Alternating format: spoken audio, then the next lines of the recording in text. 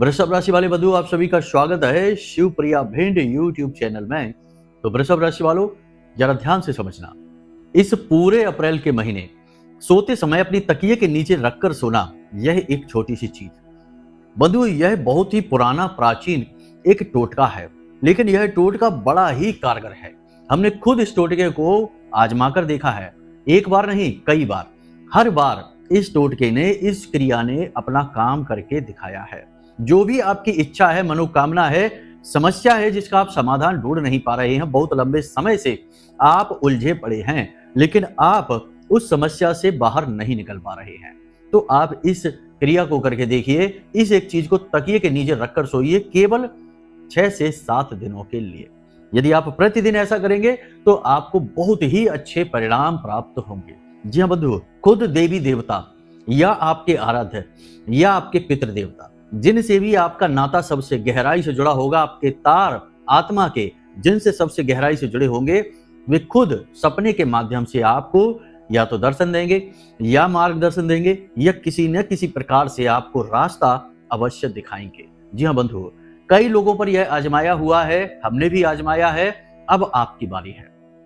इसी के साथ साथ बंधु, हम आपको बताएंगे 4 ऐसे कार्य जो इस अप्रैल के महीने में कम से कम 1 से 15 तारीख तक तो आपको भूल कर भी नहीं करने हैं। यदि कर लिए तो बेड़ा गर्क है, पूरी तरह से बर्बाद हो जाएंगे, आपके साथ साथ आपका परिवार भी दुख भोगेगा। जी हाँ बंधु, क्योंकि आपके जीवन में कुछ अनिष्ट, कुछ ऐसा नकारात्मक घटित हो जाएगा जो आपको पूरी तरह से बर्बाद कर देगा। और आपकी बर्बादी मतलब आपके पूरे परिवार की बर्बादी। एक इंसान से उसका पूरा परिवार जुड़ा रहता है, एक यदि तबाह होगा तो सभी तबाह होंगे, तो ऐसा नहीं होने देना है। ठीक है बंधु, इसी के साथ साथ हम आपको एक ऐसी गुप्त क्रिया विधि बताएंगे जिससे आप अपनी कुंडली का सबसे ताकतवर भाव, जी हाँ बंधु, यह भाव इतना शक्तिशाली है कि यह आपके पूरी जिंदगी को नियंत्रित करता है।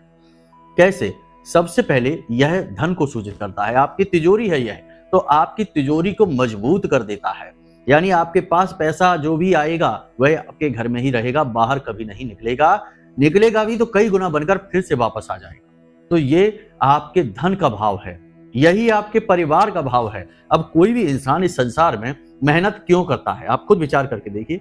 आप मेहनत क्यों कर रहे हैं, काम क्यों कर रहे हैं? ताकि आप धन कमा सके, ठीक है। और उस धन का आप करेंगे क्या?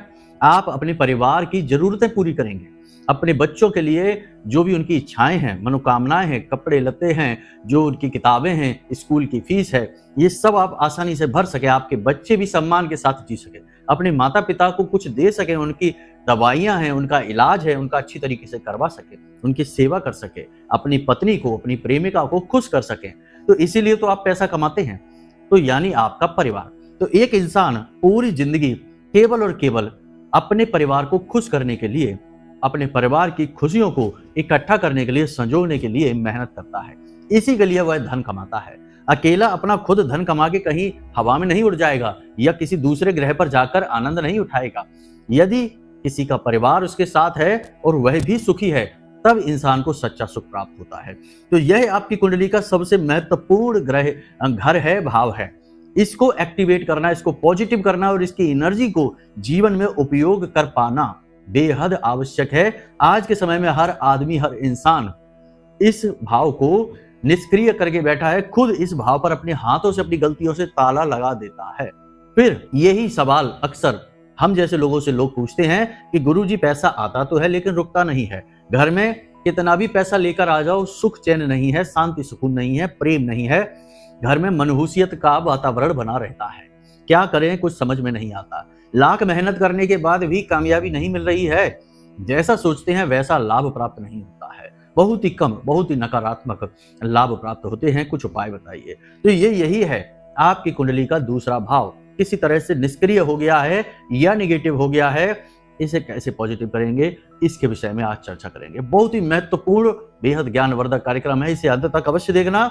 इस कार्यक्रम में आपकी कामयाबी की चाबियां हैं, एक नहीं कई चाबियां हैं। वीडियो में आगे बढ़ते बढ़ते हम कई और बेहद महत्वपूर्ण जरूरी बातें करेंगे जो आप अपने जीवन में उतारेंगे और चमत्कार खुद अपनी आंखों से होते हुए देखेंगे। जी हाँ बंधु, तो चलिए आज के इस विशेष कार्यक्रम को शुरू करते हैं। सबसे पहले महामाई को याद करेंगे, क्योंकि उनको याद किए बिना तो कुछ भी शुरू कर पाना और सफलता हासिल कर पाना संभव नहीं है। तो महामाई को याद करेंगे, कमेंट बॉक्स में पूरे भक्ति भाव के साथ लिख डालिए, जय मां भद्रकाली कृपा करो। महामाई निश्चित तौर पर आपके ऊपर कृपा करेंगी। साथ ही साथ कमेंट बॉक्स में लिख देना कि मैं भी माई के परिवार का हिस्सा हूं। आपको अवसर है महामाई के धाम से जुड़ने का, महामाई के परिवार के सदस्य बनने का। इसे जाने मत देना, कभी कभी ऐसे अवसर आते हैं।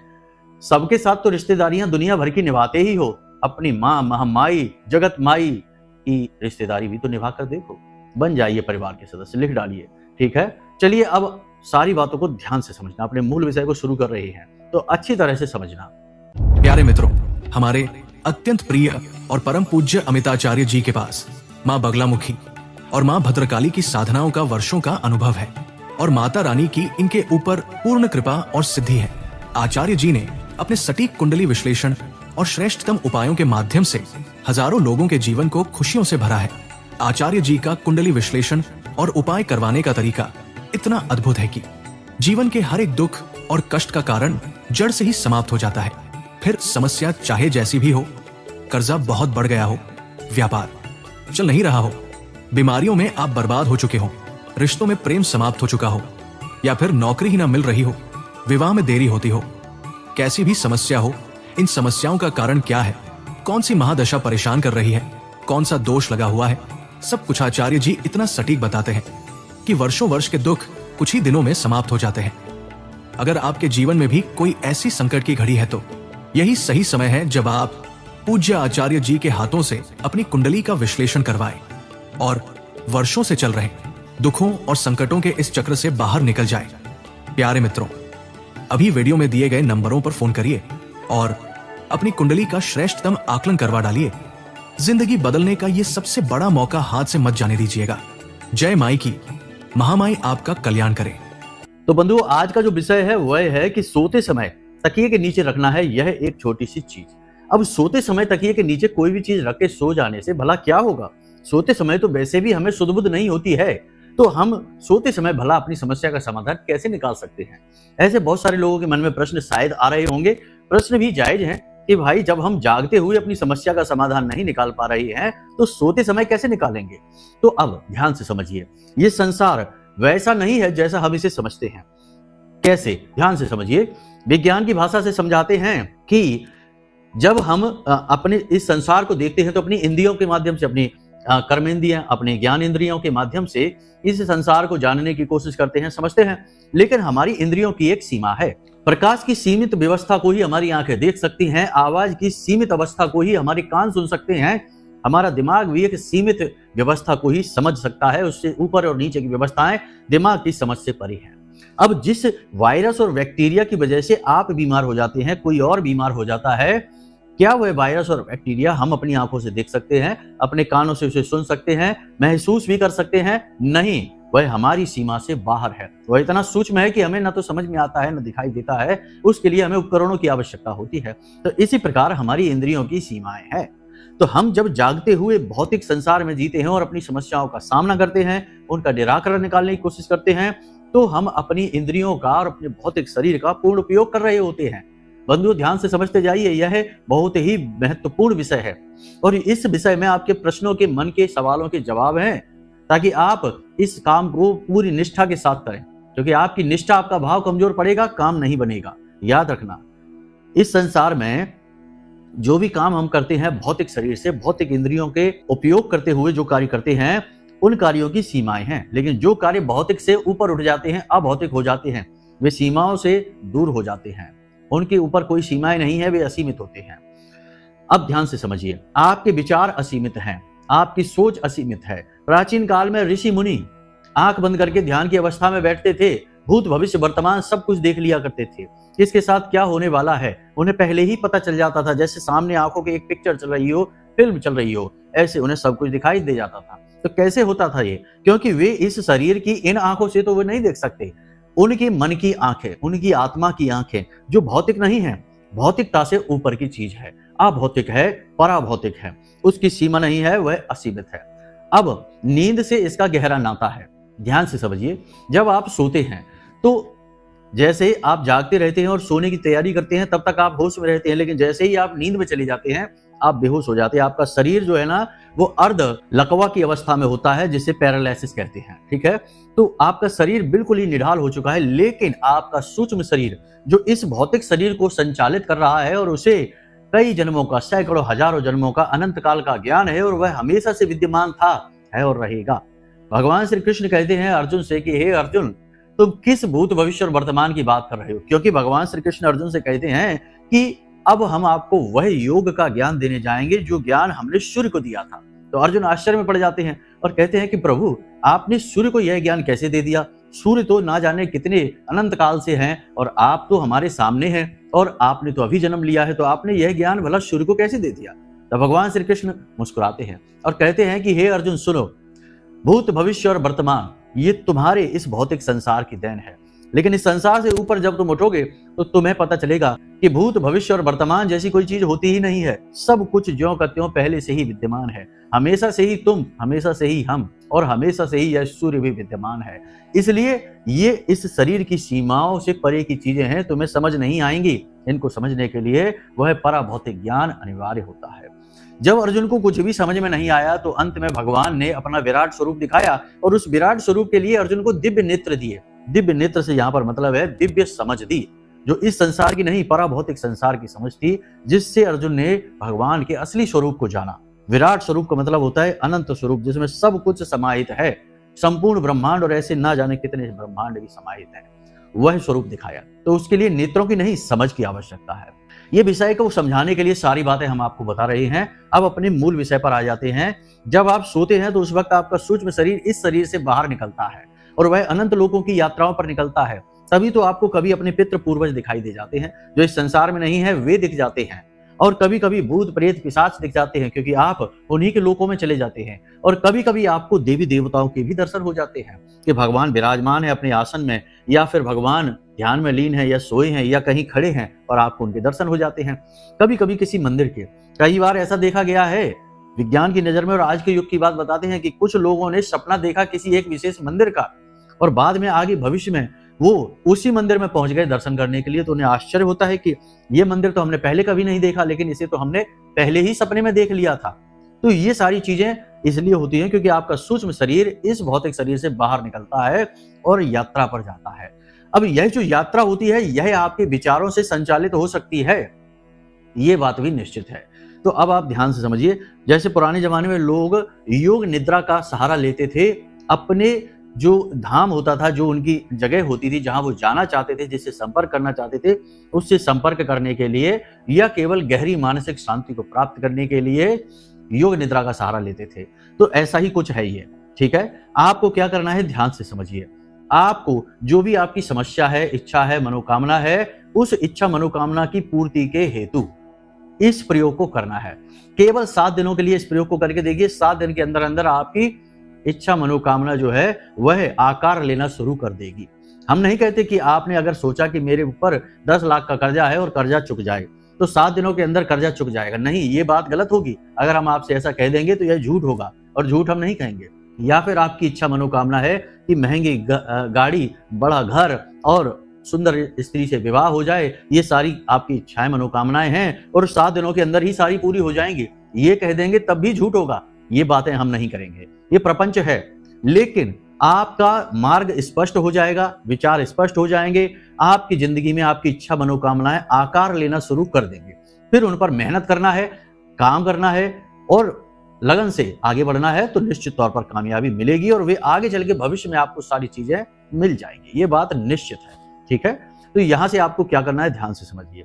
एक ताला और एक चाबी, बस इतना सा प्रयोग है। ताला और चाबी को आपको अपने तकिए के नीचे रखकर सोना है। कैसे सोना है, ध्यान से समझिए। आपको एक नया ताला लेकर आना है, बाजार से जाना, छोटा सा भी ला सकते हैं, बड़ा भी ला सकते हैं, कोई समस्या नहीं है, ताले का कोई फर्क नहीं पड़ता। छोटा सा ताला एक लेकर आइए बाजार से, उस ताले को लाकर अपने पूजा घर में रख दीजिए। ठीक है, भोलेनाथ के चरणों में रखेंगे। देवों के देव महादेव ही आपका उद्धार करेंगे, तो भोलेनाथ के चरणों में रख देंगे। किसी भी दिन आप ये कार्य कर सकते हैं, किसी भी समय कर सकते हैं, समय की, दिन की कोई सीमा नहीं है, बस सोने के समय इस कार्य को करना है, इसका ध्यान रखना है। तो आपको क्या करना है, वो ताला लेकर आए, भोलेनाथ के चरणों में रख दिया, वहां पर बैठकर थोड़ी देर के लिए भोलेनाथ से निवेदन करना है कि हे प्रभु, आप हमारी इच्छा मनोकामना पूर्ति हेतु इस प्रयोग के फलित होने का हमें आशीर्वाद दीजिए। प्रभु से आशीर्वाद मांगना है। याद रखना कि भगवान के सामने जाकर, भगवान के मंदिर में जाकर कभी कुछ मांगना नहीं है। कुछ लोग ऐसी मूर्खता करते हैं कि भगवान के सामने जाते हैं और हाथ जोड़कर कहते हैं कि भगवान हमारी नौकरी लगवा दो, भगवान हमारा कर्जा चुकवा दो, भगवान शादी करवा दो, हमारे बच्चे की शराब छुड़वा दो, ये करा दो, वो करा दो। मांगते हैं, मांगना नहीं है। भगवान से भला क्या मांगना? भगवान से कुछ छुपा है क्या? भगवान को नहीं पता कि आप किस समय और किस काल, किस अवस्था से गुजर रही हैं? सब पता है उनको, वो सर्वज्ञ हैं। उन्होंने हमें, आपको, इस संसार को, सबको बनाया और हमारे आपके अंदर भी विद्यमान हैं। उन्हें सब पता है। लीलाएं खेल रही हैं अलग अलग रूपों में, अलग अलग क्रियाओं के माध्यम से। तो बस उनके सामने मांगना कुछ नहीं है, बस उन्हें बताना है कि प्रभु अब हमारी सहनशीलता हो गई है, अब हम पर रहम करिए, अब हमें मुक्ति दीजिए इन सब समस्याओं से। बस इतना कहना है, बाकी प्रभु खुद ही सुन लेंगे। जो निवेदन करेगा, विनय करेगा, उसका उद्धार निश्चित है। तो इस प्रयोग के सफल होने का भोलेनाथ से आशीर्वाद मांगना है। उसके बाद आपको रात्रि को सोने से पहले आधे घंटे पहले मोबाइल नहीं चलाना है, दूर रख देना है। उसके बाद किसी से कोई बातचीत, लंबी लंबी चर्चाएं नहीं करनी है, ज्यादा विचार नहीं करना है, लंबे चौड़े सोच विचार दिमाग में नहीं रखना है और ठंडे दिमाग से अपने आप को एकाग्र रखना है। और जो भी इच्छा मनोकामना है उसके पूरे होने का, यानी वह पूरी हो रही है। जैसे कर्जा है आपके ऊपर, तो आपका कर्जा चुक रहा है और अब आप खुश है, ऐसा आभास आपको करना है। ठीक है, ये धारणा, क्योंकि धारणा बहुत जरूरी है।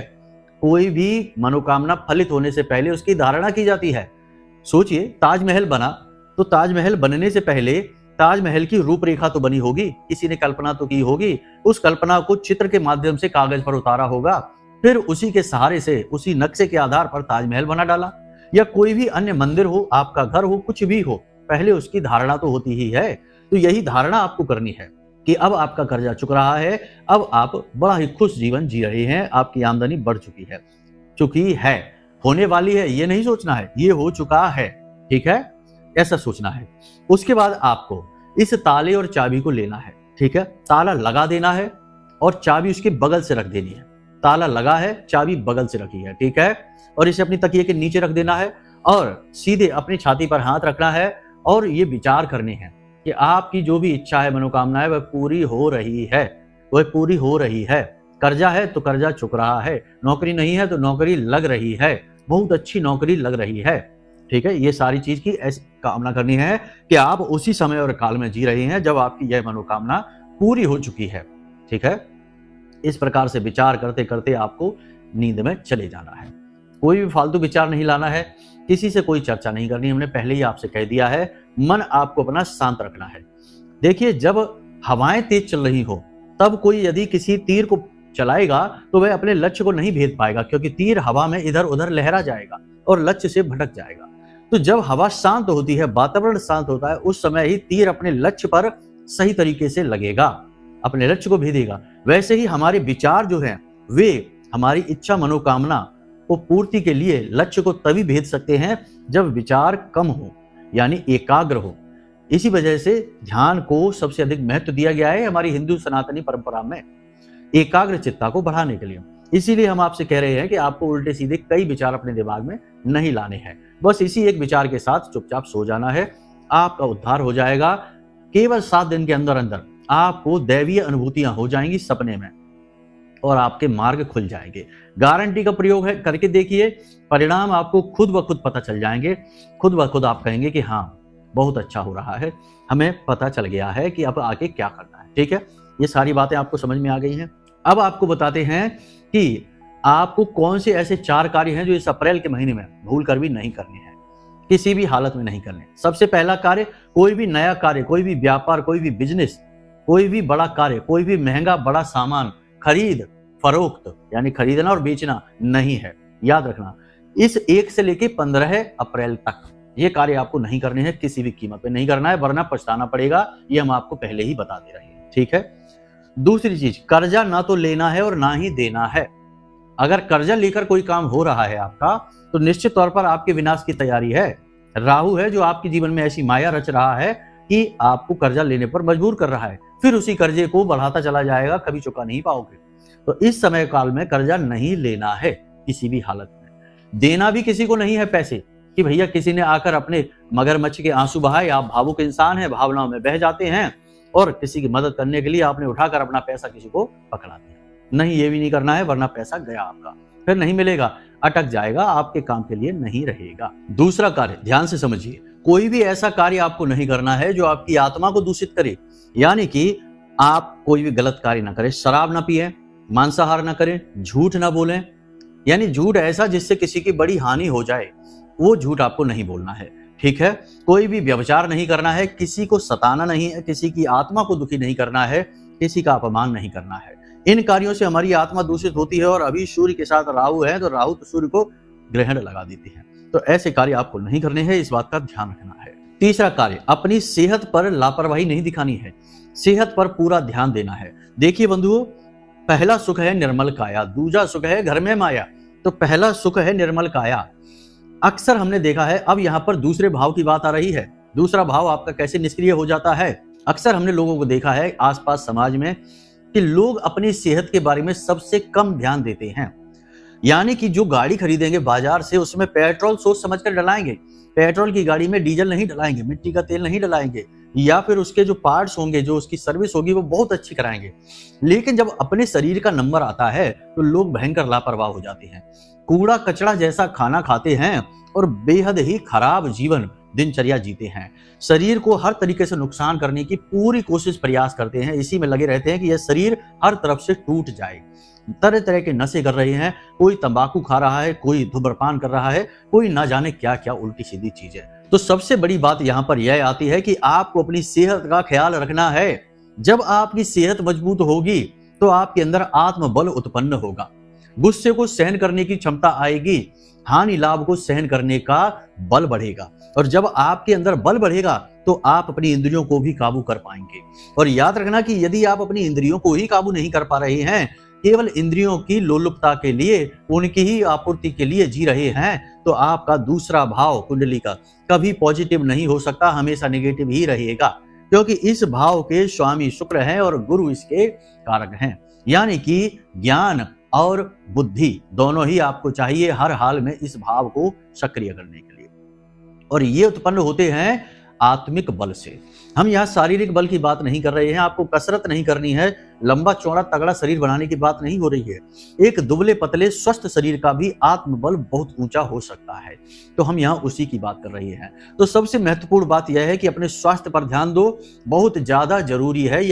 यह पहला सुख कहा गया है हमारे शास्त्रों में, हमारी हिंदू परंपरा में, तो इसका ध्यान दीजिए। ठीक है, अब चौथा कार्य बंधु ध्यान से समझिए। चौथा कार्य है धर्म से जुड़ने का।